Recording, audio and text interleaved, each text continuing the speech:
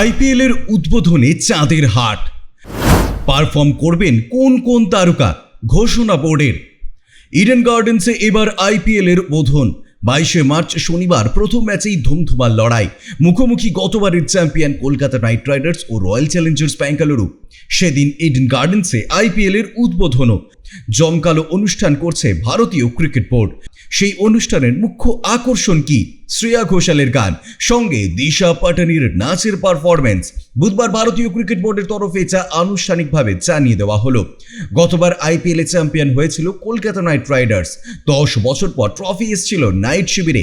শ্রেয়াস আইয়ারের নেতৃত্বে ফাইনালে সানরাইজার্স হায়দ্রাবাদকে হারিয়ে চ্যাম্পিয়ন হয়েছিল শাহরুখ খান জুহি চাওলার দল। আইপিএল এর নিয়ম হলো, যে দল চ্যাম্পিয়ন হয় পরের বারে টুর্নামেন্টের উদ্বোধন ও ফাইনাল হয় সেই দলেরই শহরে।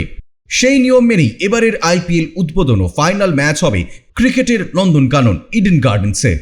ব্যুরো রিপোর্ট, ইউজে নিউজ।